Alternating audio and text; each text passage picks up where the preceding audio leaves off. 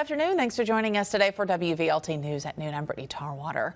The man accused of killing a pregnant mother, her unborn baby, and her 2-year-old son is in court right now.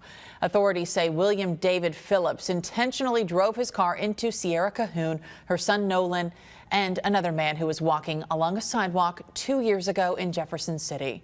Phillips is facing 2 counts of first-degree murder and 1 count of attempted first-degree murder. Our Gwendolyn Dupree is following this case for us live from court in Dandridge. Gwen, day 2 of certainly an emotional trial. What are you learning today?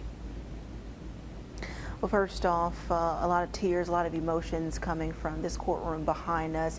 Today we saw for the first time 16 jurors watching graphic images, all showing and describing what happened at that deadly scene 2 years ago. Graphics that are just too explicit to share with you and too emotional for the family to bear witness to. We saw them as several members walked out of the courtroom just as the first witness detailed the scene near East Main Street. So far, we've heard prosecution question witnesses, first starting with the lead detective on the case, who describes how the impact was so severe.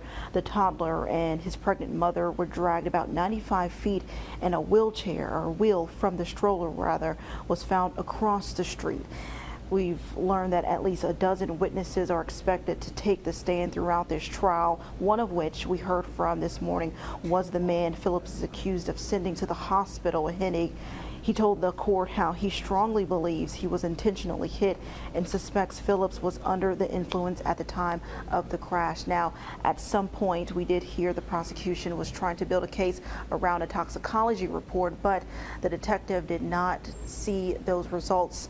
He said that that was not a part of his case at the time. But we did learn that he did go inside the suspect's home, found a notebook with a letter that had the words on there that said grateful for 6 days sober.